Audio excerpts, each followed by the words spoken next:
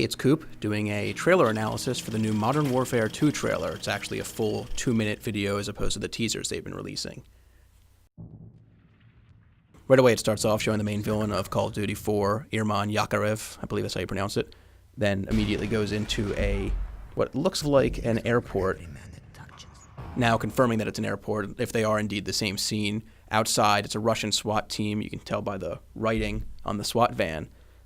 Russian SWAT team fighting against the people we saw earlier in the trailer on the tarmac. It all looks like a cutscene, but it kind of looks gameplay-y at the same time. They don't really use pre-rendered things, so there's a chance we might actually end up using the riot gear we see in the trailer here. And there's Price sliding over the gun, again, going back to the end of Call of Duty 4. Not really sure who the voiceover is. It doesn't say completely. It doesn't sound like anybody from the original, so it's safe to say that it might be one of the new villains or new characters in the game. Now it cuts to people running through the streets and screaming.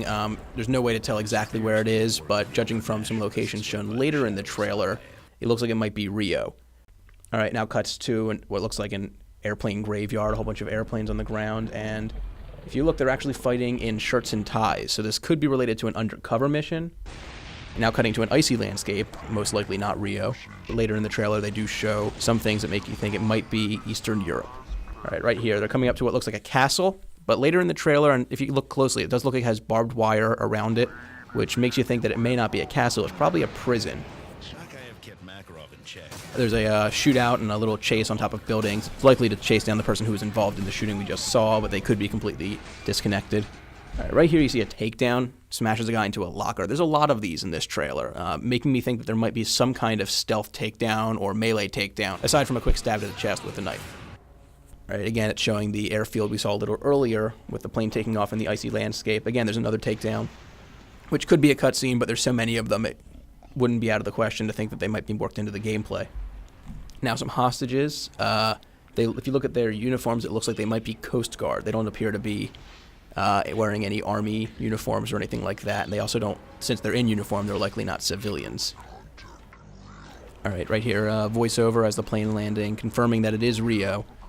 There's a guy with a mohawk wearing an SAS badge, which is the British Military Special Air Service, looking like they're going to torture a guy, which means we could expect a darker game. Call of Duty World at War kind of pushed that forward, if nothing else, went for trying to make a very mature, very gritty title. Looks like this might continue that. Now there's a cave-in. Again, there were very few actual cutscenes in the original, so it seems strange to see so many cinematic elements unless your character's in control during them. Pause it, you actually can look. This might be the new Russian villain. He might actually be one of the 4 men from the early airport scene. Next up, the somewhat controversial driving scene. This does look to be not only in-game, but it appears the character's actually in control. If you look at the top left, it does say checkpoint reached. So this is indeed in-game, being played by somebody. This isn't pre-rendered or anything like that. All right, you can see a character taking down an enemy with what looks like an ice pick. So the original game really didn't have much in the ways of melee weapons, but it looks like this one might actually be adding some more in. All right, now they're underwater. It's been mentioned before that there's going to be some underwater aspects of the game. Whether or not they'll be playable or not isn't known.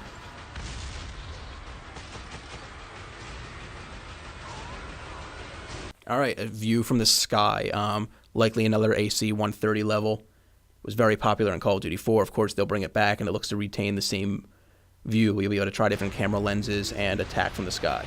All right, if you bring it down right here, you can actually see it's one of the greater scenes of the trailer where it's a zip line pulling the characters out of the exploding building. But you can see they're actually jumping up right from the bombing site. There's a bomb right under his feet, which likely made the hole they're coming out of. And there's very shocked expressions on the other guys' faces.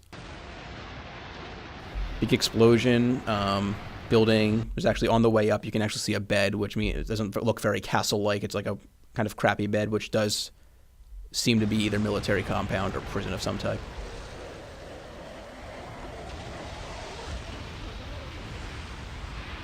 Very large-scale battle.